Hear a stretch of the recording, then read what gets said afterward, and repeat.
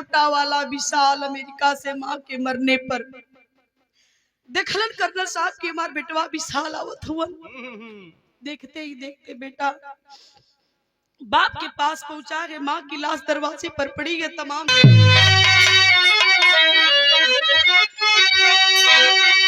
तो जननी का आंचल है जन्नत से प्यारा,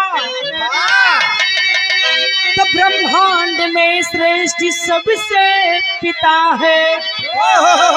सुवन के जन्म शैल अपने मरण तक, अरे ललन के जतन में ही जीवनी बिता है।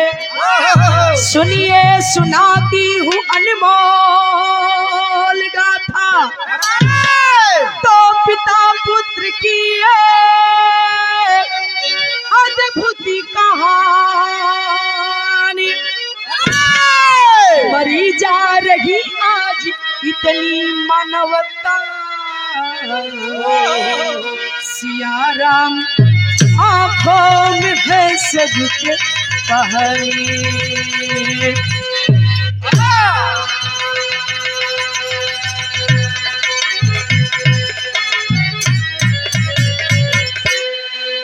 कहानी बड़ी करुण बा, बड़ी दर्दनाक है, बड़ी करुण कहानी का, और ये सच्ची घटना है। हम आप बेटा बेटी लोग पैदा करलन, बाबूजी छिनरी बुजरी कजरवा टिकुलिया तक कबो कत्तो सुन ले बा, तमाम कलाकार हुआ, लेकिन है देखा बेटा बेटी काहे लोग पैदा करलन अपने आखिरी वक्त के लिए। बेटा आखिरी में बुढ़ौती का सहारा बनी, चिता में अग्निदान दे दई, हम तरजा पिंडा पानी दे दई, हमार तेरे ही कह दई, भंडारा कह दई, दुनिया जमाना का लोग कहियन कि हाँ बेटवा होते ऐसा। अपने नाम खातिर लोग बेटा बेटी अपने आखिरी वक्त के लिए बेटा बेटी सब पैदा करेला, लेकिन वही बेटा जब बड़ा होकर के माँ बाप को ठोकर मारता है तो वो दिन याद आवला कि काश बेटवा बिटिया न पैदा कैले होई।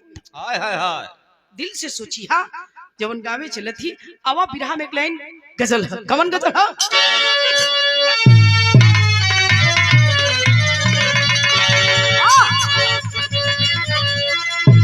ओहो यह गजल बा। अरे मुझे तेरी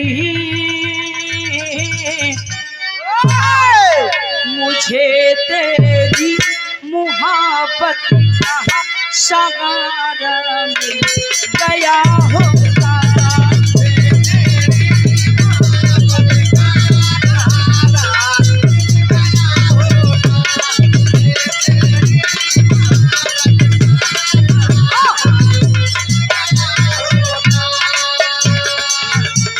अगर तूफान नहीं आता, अगर तूफान नहीं आता, किनारा मिल गया होता, मुझे तेरी मुहब्बत का सहारा मिल गया होता।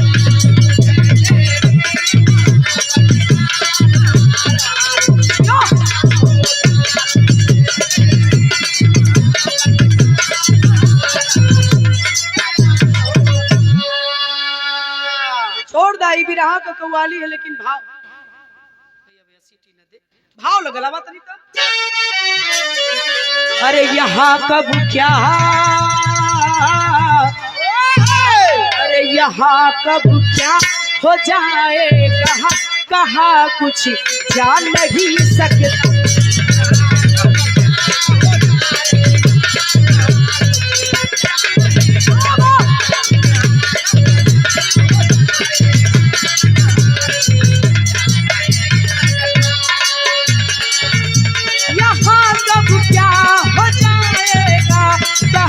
कुछ जान नहीं सकता, कहा कुछ जान नहीं सकता, खता जो है किया बेटा, खता जो है किया बेटा, बुलाया जान नहीं सकता, जान नहीं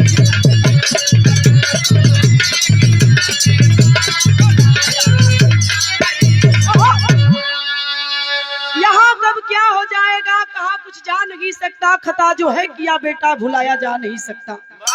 कहानी हमार कहाँ का कैसन है आवा तो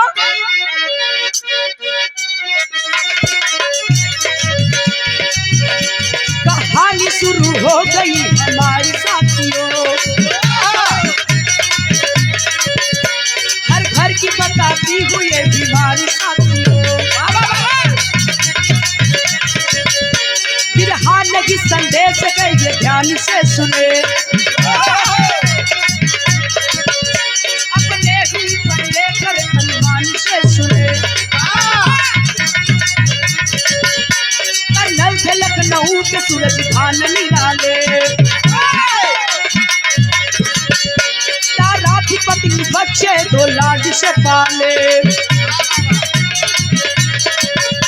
बड़ा यमान छोटा था विशाल दुलारा, माता पिता ने बच्चों को खूब संवारा। तनी से बात की समझ ली है। यही उत्तर प्रदेश की राजधानी लखनऊ की कहानी है। वाह! उत्तर प्रदेश लखनऊ की कहानी है। लखनऊ में रहे वाला फौज में कर्नल के पद पर तैनात थे बाबू सूरजभान सिंह। वाह!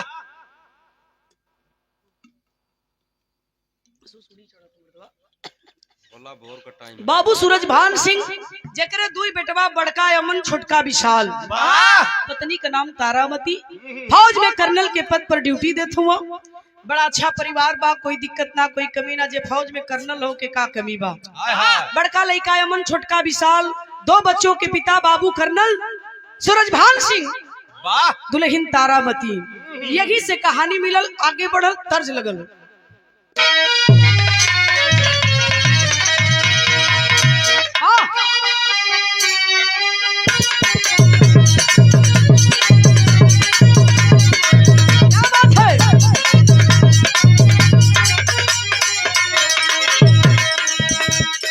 कौनो दुल्हन के दुल्हा लोग को पायलट रहल कहले का कहले दुल्हनिया रेलगाड़िया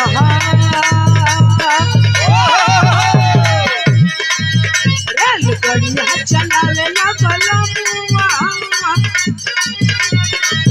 रेलगाड़िया चलावे ना बलमुआ, देखेला ना लाल झंड।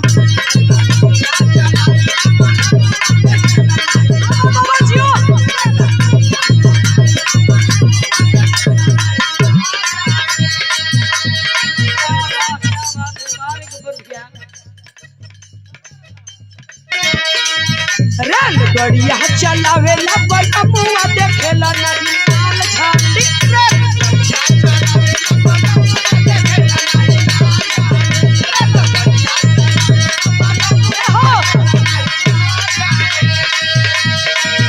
कही बतिया हो कही सखिया,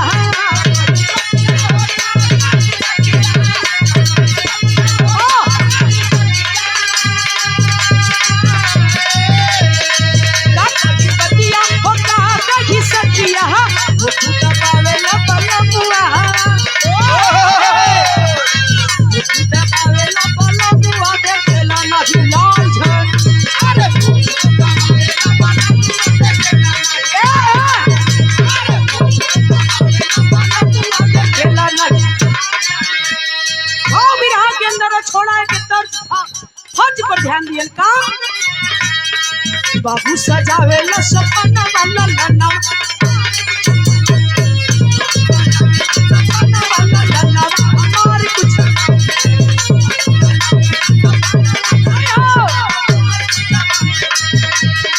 ऐसा नहीं कमला हो करी हंसो मनावा। और बाबा अपनी औलाद को लेकर सपना सजाते हैं बाबूजी। 110 रुपया का पुरस्कार दिलन भैया। माई बाबू का पूरा होई गई लखब हो,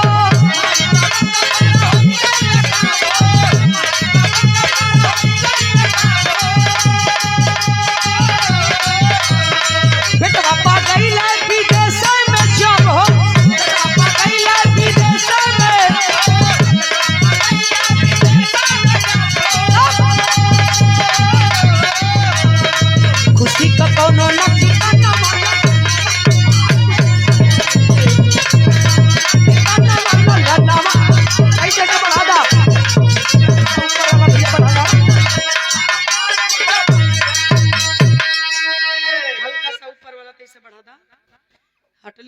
देते गौर करी हन बस।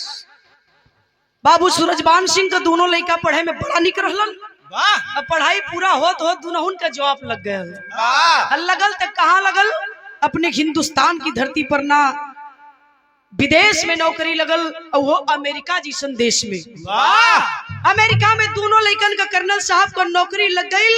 अमन विशाल दोनों, खुशी का कोनो ठिकाना ना है। बाबू के माई के अरे सच्चाई है काहे रही, एक लड़का के ऊपर अमेरिका हुई तो करामात ना हुई। दोनों लड़का अमेरिका में नौकरी पोले, पैर भुइया ना पड़त है तारामती का सिटी न दे। अब पास पड़ोस के हित नात रिश्तेदार जुटला कला, अरे कर्नल साहब एक जना द्वार दोनों लड़का अमेरिका में नौकरी पोले हुआ, एक पार्टी तो बनती है।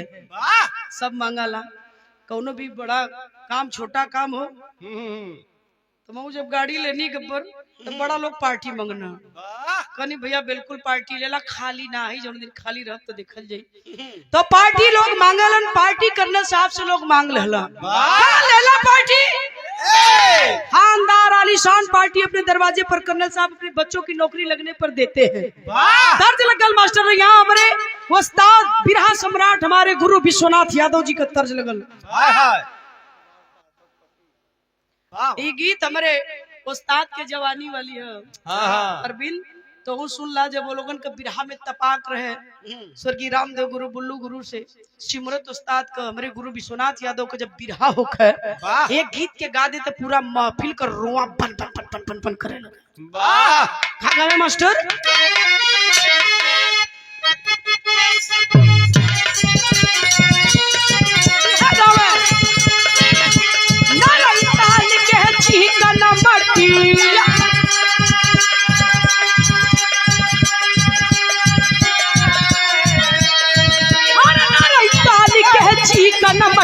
जहाँ बस पर पहाड़ गोरिया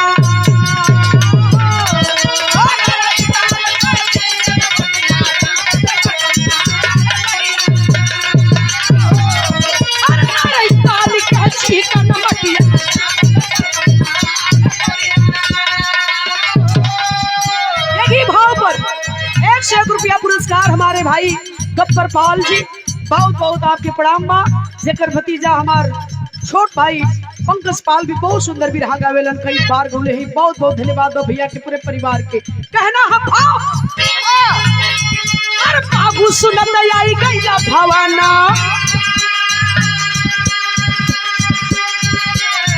अरे कल सुनत आई गईला भवनम, पार्टी दिए बढ़िया रमितवा।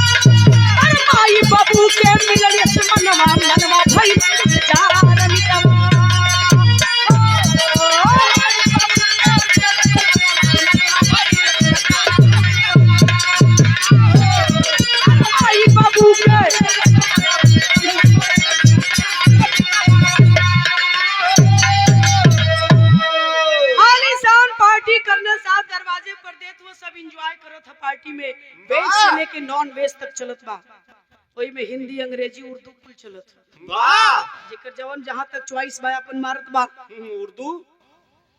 उर्दू भट्ठा वाला होला शेखर, जौने के कबो कबो तू मार लेला। 10 रुपया का जलेबी दिन भरी। हाँ 10 रुपया का जलेबी लेके भट्ठा पे चलिए, कहीं आई जलेबी लेला। 10 रुपया का झिल्ली दिन भर हिल्ली। नहीं हम जहाँ आई वहाँ तू लोग ना पहुँच पाओ तुआ, पैसा नहीं हो रही देन करे देवकली चट्टिया पर एक बनिया बनिया हीरा सा बनिया मुसाफिर बात पर दे में बनिया इनकर चट्टिया पे कहिए तरी पावर जलेबी दा साव सवाइन साव से कम पटला सवाइन से ज्यादा 1200 वाइन दे दी। हाँ कहीं पैसा काल ले लिया जब वो पकटिया खरे भुला गई ले लिया।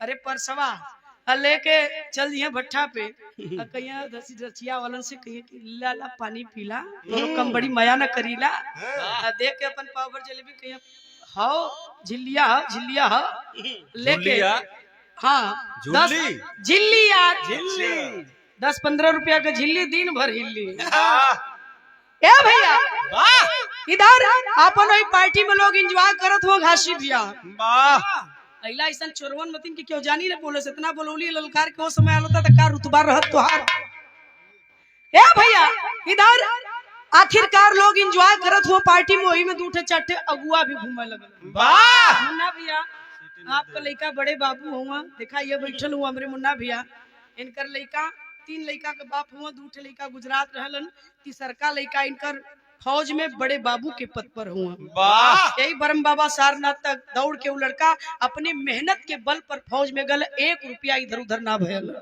यही हमारे मुन्ना पहलवान बैठे गए नवापुरा सारनाथ का था मेहनत रंग लिया वेले इधर दोनों लड़का मेहनत करके नौकरी का पौला कोई पटिया में 2-4 अगुआ हिला लगला पी के अपन पी के हिला दोनों लड़का बियाह हो गए एक ना दोनों का घर एकदम लड़की खानदानी है भाई में हिला लगला पी के करना सब बरावत हुआ रास्ता त छेकत हुआ ई सब इधर जाता उधर से छेका इधर जाता इधर से छेका मतलब बात लड़त लड़ गई लड़ल तो एक का ना हो पंचो दूनहुन का लड़ गई ना लड़की खानदानी रही से बढ़िया देबो करी ऐसा लड़की न मिली उठ जाई तो ऐसा लड़की उठ जाई तो न मिली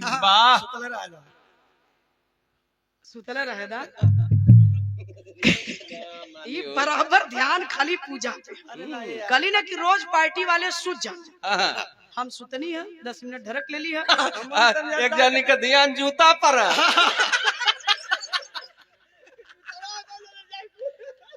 जूतवा ये सोचत हुआ कि कुकुर न लेके चल जाए 1500 का जूता खरीद ले वहाँ पहाड़िया जाके कितना सही बैठो उनका ध्यान उनके पर हाँ, इनकर ध्यान पूजा पे है इनकर ध्यान जूता पर तो ठीक है तू बंदी देखा तू बोला भैया तू बोला तू गब्बर भाई इनकर ध्यान पूजा पे कवि जी का ध्यान जूता तू बोला खूब बोला जूता नहीं है कभी जी हाँ हेरा चाहिए तो दूसर जूता दी नाज भाई उनके तो वही जनता हुआ कुल बतिया जूता खरीदाल कहाँ से है वही तरह खरीदा जी ए भैया इधर कर्नल साहब के आखिर बात लड़ गई दोनों लड़कन का शादी तय हो गई इकट्ठे दुल्हन का बारात गई कहानी एकदम शीशा की तरह साफ दुल्हन के संग में बारात गई 2 ठे पतो होइली घरे में सास पतो इनके बहुत मानेली पहली पठौनी में जब पतो आवेली ना अरे हमार सोना अरे हमार बहिनी तो ही बाड़ू अरे बहिनी जे बाड़ू ए बहिनी जे बाड़ू ते ही बाड़ू आइला चाबी दे दी है अब पतो बेचारी फूल के एकदम गुमबाड़ा न हो गई गईली लखनऊ के नामी मार्केट हजरतगंज में जाके लखनऊ हजरतगंज में कर्नल साहब का पत्नी तारामती 2 ठे सोने का हार बनवली ध्यान दिया एकदम बिरहा जब ले हंसी मजाक तनी से लेला 2 ठे सोने का हार बनवली लिया के चच्चर भरे के सोने का हार अपने दोनों पतोहिन के इकट्ठे मुंह दिखाई में दे देली दे के चाबी कुंजी दे के कली की बहनी बहुत दिन घर द्वार संभर ली अब तो ही लोगन घर का मलकिन बाड़ू देखा यही तरह ससुई पहले पतोहियन के चढ़ावे ली जब पतोहिया कह दे के चढ़ जाली तो बाद में कही अरे बहनी तो माई बनल बा माई बनौलू तो ही न पहले ना वैसा रखे के चाहिए सब पतोहियन का खाली दोष देला कुछ सास भी तनी गलत कह देली लेकिन वहाँ ना यहाँ आवा आप लोग कर्नल साहब का बेटवा पतो घरे कितना दिन बाद बितौले हुआ 2 महीना 2 महीने दोनों बच्चे कर्नल साहब के घर पर बिताते गए 2 महीने का वक्त बीता पापा के लगे आके खड़ा हो गया कहला पापा 2 महीना का छुट्टी मिलल छुट्टी पूरी हो गई अब हमन के जाए के हुई नई नौकरी मिलल ना जाब तो नौकरिया छूट जाये कर्नल साहब कहला बिल्कुल बेटा हम कहा मना कर रहे जाइए आप लोग कहला कैसे कैसे जात कर्नल साहब पूछत हुआ बेटुआ से कैसे कैसे जात हुआ लोग कहला पापा हम दोनों भाई जा रहे हैं कहला कि भाई जा रहे हैं कल हाँ अकेले कहा अकेले ना ना ना ना ना दिल्ली बम्बई कलकत्ता रहता था अकेले जीता 6 महीना साल भर पे होता लेकिन अमेरिका जात हुआ बेटा पता ना 2 साल पे बाकी 4 साल पे बाकी 5 साल पे बाकी जानत कल तब कल अपन अपन मेहरारू लिए ले जा हाय हाय का गलत कइला कर्नल साहब अपनी अपनी पत्नी को लेकर दोनों बच्चे अमेरिका चले गए विशाल और अमन वाह समय कितना बीतल तर्ज लगल मास्टर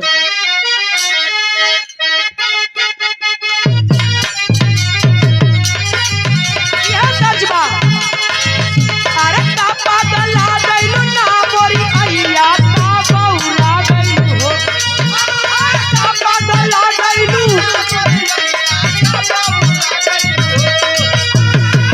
सही हो हम तो खुद रहिला रहिया हम तो खुद रहिला रहिया भैया का बौला गइलू हो हम तो खुद रहिला रहिया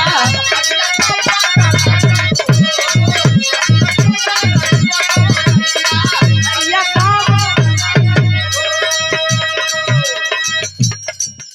लेकिन विरहा के अंदर कवि जी भाव लिखत हुन का लिखल गई अरे बीता समैया मोर भैया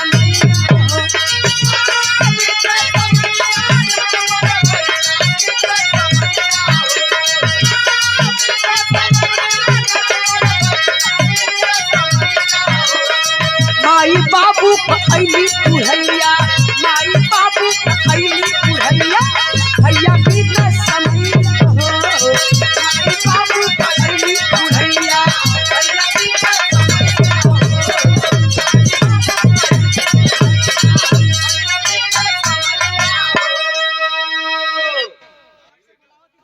दोनों बेटा बहू लेके साथे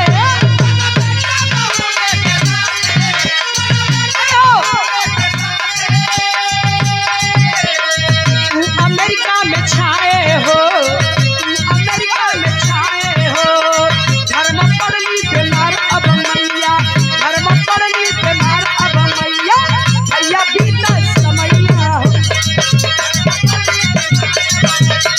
भैया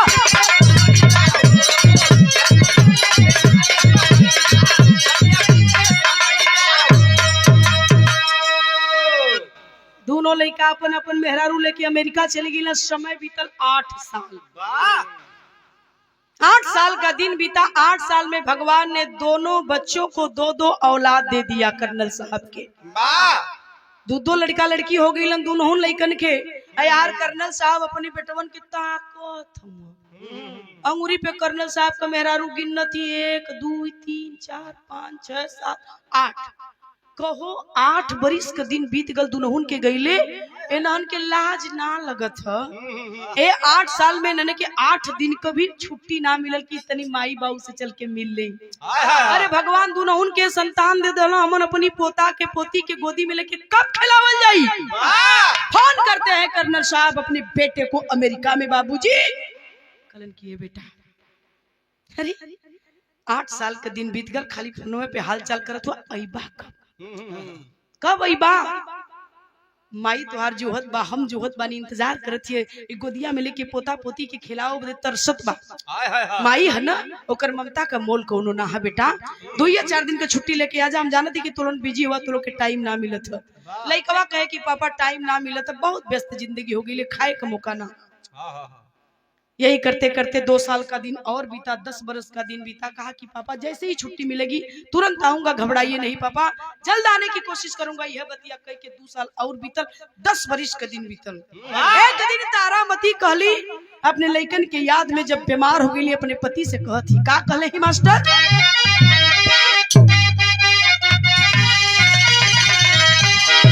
अरे माई कहेले हो लाई दाला माँ तो माँ होती है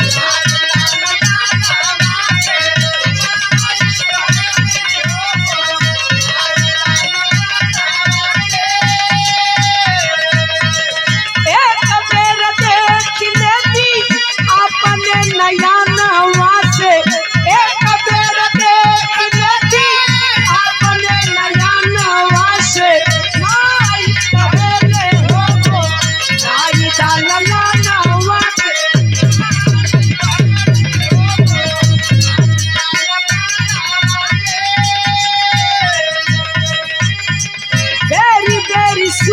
राजधानी कर रोज फोन हो।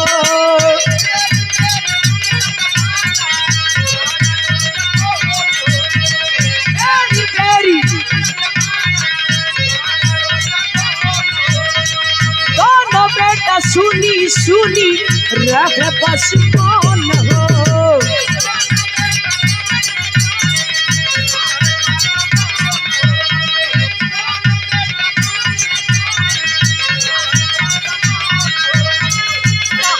से कहले तनिको लाज ना गोपाला बनके, से कहले तनिको लाज ना गोपाला बनके, मान कहले हो नाई दागला नावा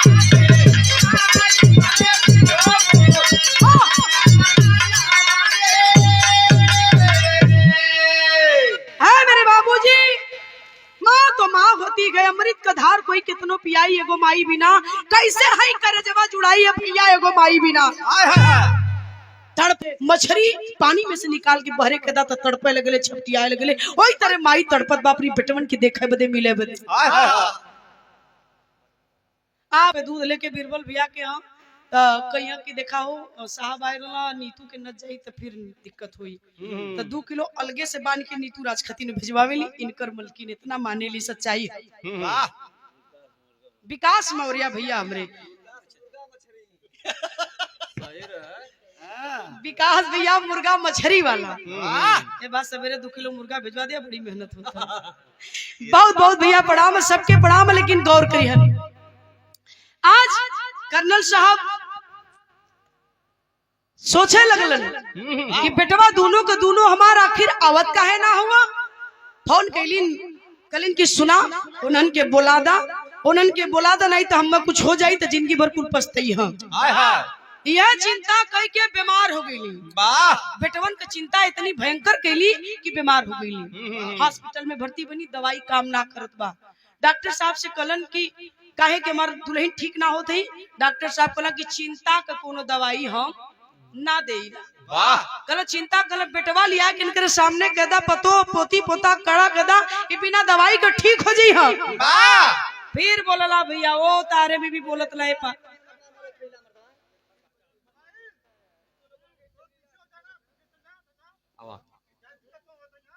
ए भैया हो कर्नल साहब का पत्नी हॉस्पिटल में भर्ती गई, दवाई काम ना करत बा।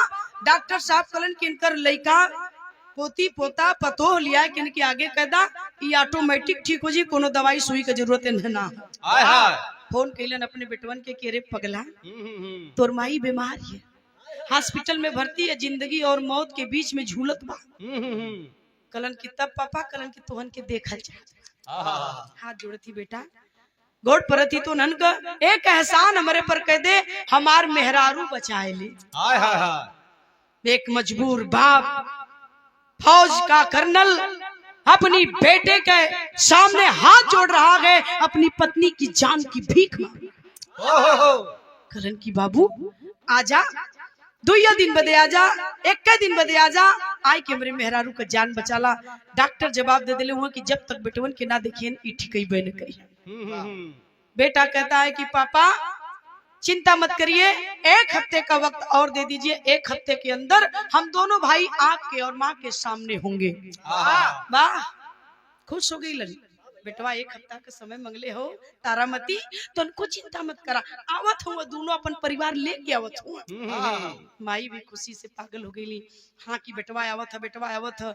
आए हाय हाय बाबू, 1 हफ्ते का दिन तो लिया है नालायक, लेकिन 2 हफ्ते का दिन गुजर गया, नहीं आया। ना अलन दोनों बेटवा पतो कोई ना लोकल। 15 दिन का दिन बीतल, जब ना अलन 16वें दिन आखिरकार तारामती का अंत हो गया। छोड़ देली दुनिया, बेटवा का मुंह ना देख पोली। मरद तारामती अपने पति से एक ठे बात कह के मरल लली। उहे बतिया कहे बदे कर्नल साहब अपने बेटवन के फोन केलन अमेरिका में। कहत हुआ रोवत हुआ और कहत हुआ, एक लाइन तेरी लगी मास्टर का, अरे रटनवा कोइला के करे, अरे भैया रटनवा माई लाल के करत बेटवा के वियोग में तज दिहल परनवा।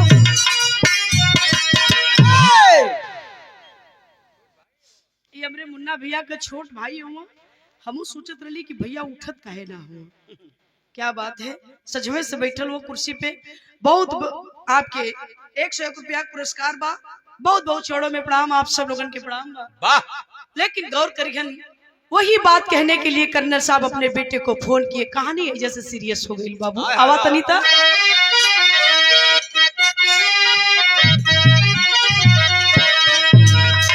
कहलन कर्नल साहब अपनी बेटवा से, आवा अरे मरी गई निमाई आके, तो मरी गई निमाई आके काला तारा सनावा बेटा।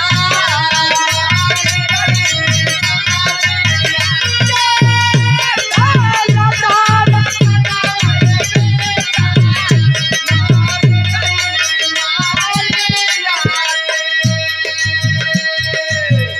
तो नहन के कान्हे जाए,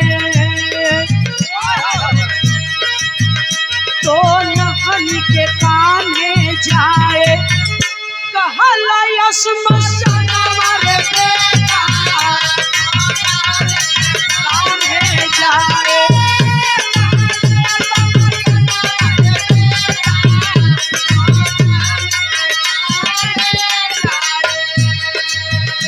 रो रहे गए और बेटे से फोन करते गए अमेरिका में, कहे कर्नल साहब हम तो ले जाए कि अंतिम संस्कार कह देते रहे तो नन्हे का इंतजार न करे, लेकिन मरद मरद कह के मर लिया कि बेटवा के कंधे पर स्मशान जाओ।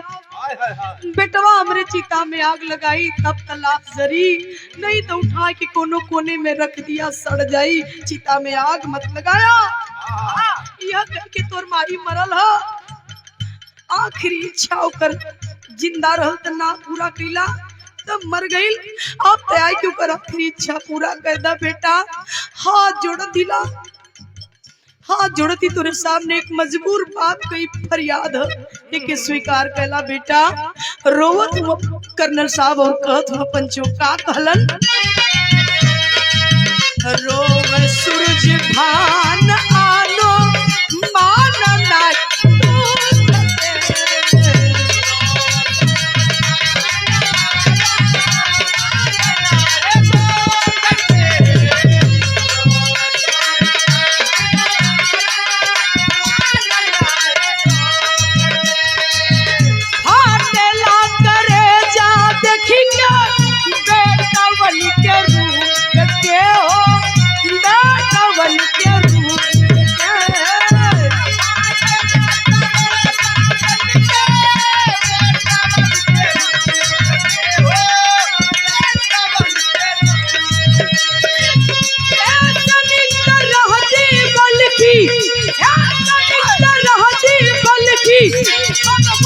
संतनवा बेटा मर गई माई आके रसनवा बेटा।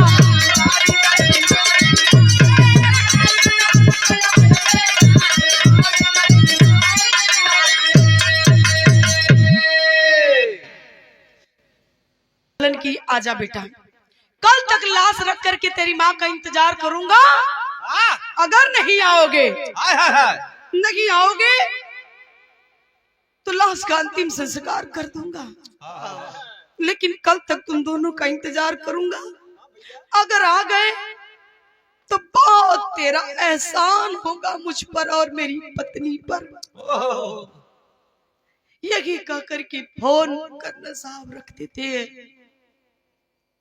कौन ऐसा बाप होगा अपनी पत्नी की अंतिम संस्कार के लिए अपने बेटे के सामने हाथ जोड़ेगा। बाहर आज का संस्कार, आज का जनरेशन साबित करे चले थी बाबू। रोज का कर्नल साहब जब इतनी बात की कल लाश किनारे रख के फोन रख के अपने बेटवा का इंतजार करत हुआ। तमाम लोग आकर के अपने उस अंतिम संस्कार में सम्मिलित होने के लिए दरवाजे पर एकत्रित हुए हैं। चर्चा हो रही है कि दोनों बच्चे अमेरिका से आने वाले हैं और कल लाश का अंतिम संस्कार होगा। सारे लोग दरवाजे पर बैठे हैं। रात बीत गई। सोचो तुम लोग कि पूरा परिवार अमेरिका से आओ था कर्नल साहब का। रात बीत गई। ऐसने में जल्दी रात भी ना बीते ले। रात तो किसी तरह से बीत गई। हुआ सवेरा, दोपहर हुआ और दोपहर जब हुआ गए 12 बजे के बाद आता है अमेरिका से कर्नल साहब का बेटा। लेकिन कौन आया, किस हालात में आया, गौर करिए ना।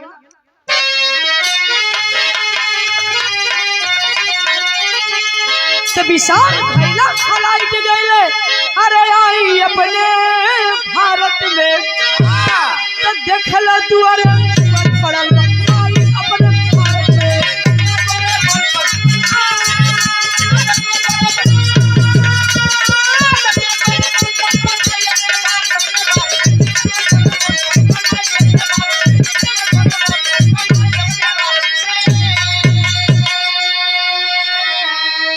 अरे बाबू सूरज भानी जी कहलन बेटवाया मनी बकलवाओ।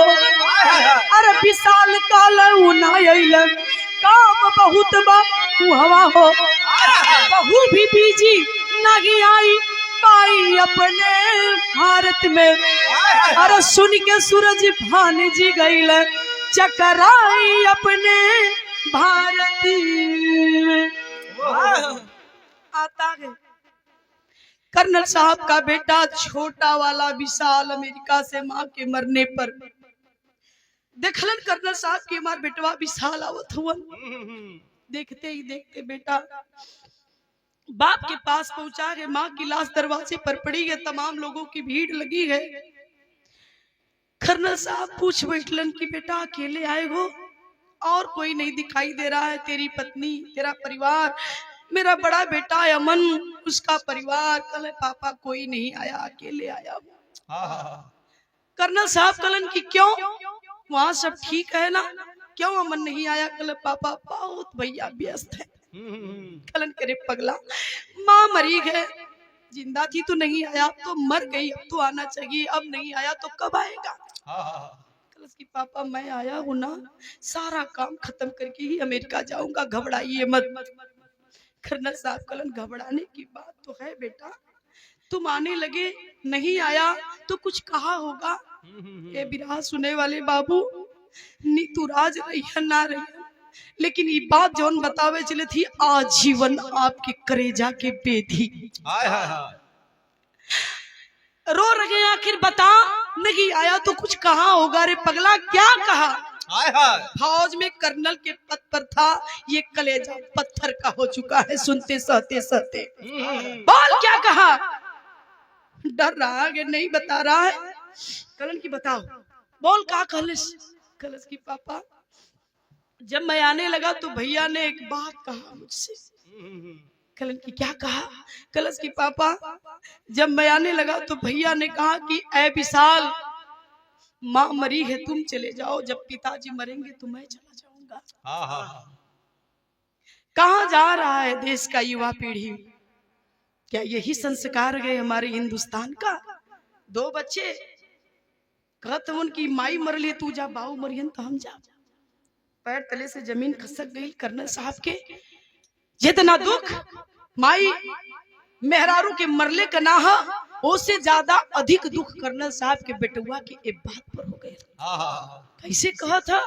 और रोवत का अपने दुल्हन के लाश के लगे गईलन, और जहाँ के लसिया ऐसा उठौलन, सिनेमा से सटा लेलन, और चेहरवा के देखत हुवन, और रो करके पूरे समाज में एक बात कहलन। ये लाइन के तनी से आप लोग गौर करिए, कहत का हुआ मरी हुई लाश से कर्नल साहब कहते गए, और क्या कहे हैं? आल्हा में भाव हो मास्टर।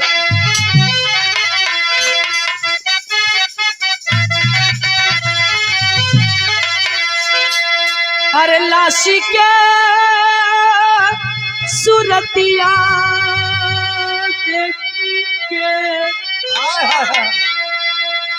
लाशी के सुरतिया देख के कह लगन बतिया भैया।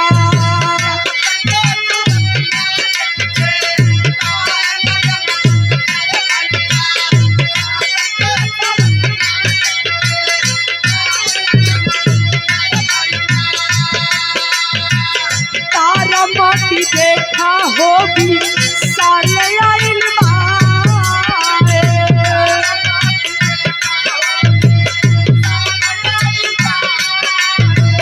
तारामती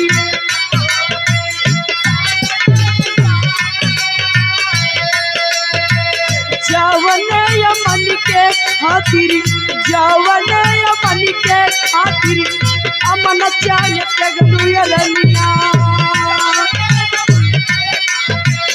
अमन चाल लगलू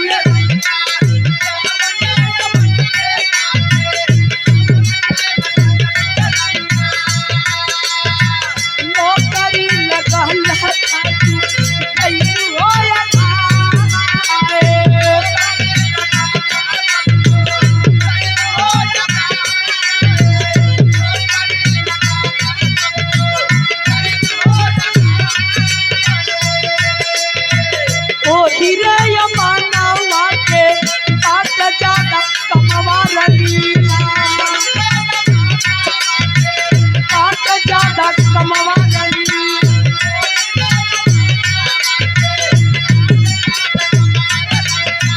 नाती बहु बेटा संगे व्यस्त वही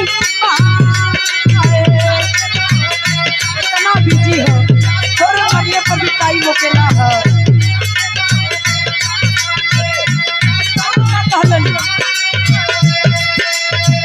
जवन पतोहियन के, जवन पतोहियन के मुँह देखाई घरवा के हलू,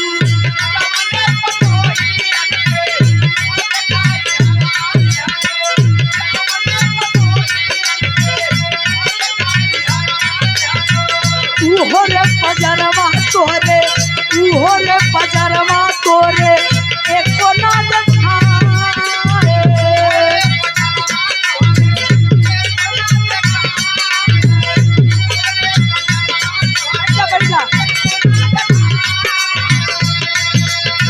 लड़िकन के लड़का के लावू पवलू रानी,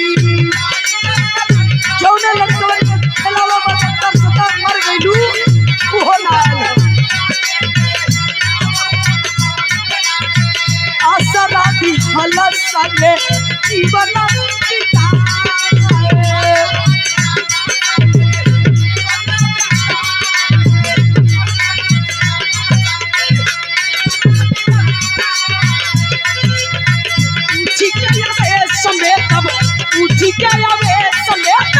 कई लखा रवा में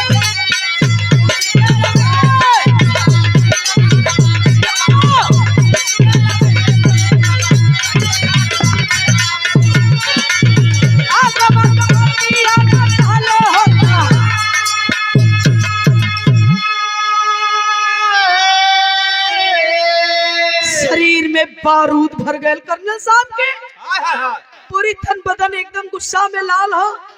समाज के बीच में रो रो करके सारी बतिये खुली किताब की तरफ खोल दे खलन की जौने बेटवन के जब पैदा किलू हो रानी, हम खुशी से फूले ना समझली कि हमार तारा हमके दुई बेटवन का बाप बना देलस। वही बेटवन का जब नौकरी लगल तो तोहार पैर भुइया ना पड़ल कि हमार बेटवा अमेरिका में नौकरी पौले है। वही लड़कवन का जब बियाह कैली तो तू ठे सोने का हार बनवलू लखनऊ से चच्चर भरे का, कली की एक भरे का दू भरे का बनवावा, कलू नाई नाई रोज ना देवे के चच्चर भरे का हार चाहिए हमारे पतोहिन के मुँह दिखाई में देहलू। तोहार पतो बेटवा पोती पोता आज एको लौकत ना हो रानी, लावारिस की तरह पड़ल हो।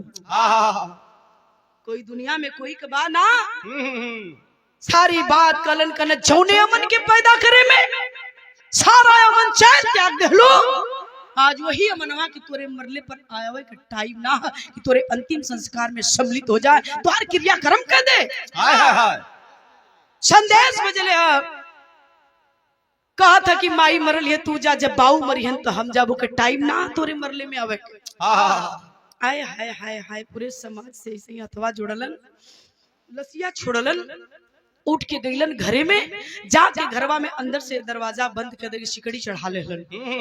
लोग सोचलन कि गईलन कुछ करे बदे, कर्नल साहब कोनो काम हुई, निकलल स्टाम्प पेपर निकाल के स्टाम्प पेपर लिखा शुरू कैलन, बाबूजी और जब लिखा शुरू कैलन 4-6 लाइन तभी लिखलन और लिख के कैलन का कर्नल साहब आखिरी भाव बिरहा का और ये पुरस्कार मिलल है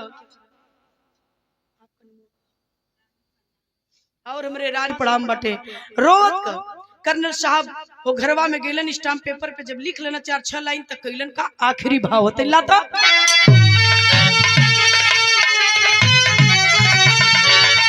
लिख क्या ले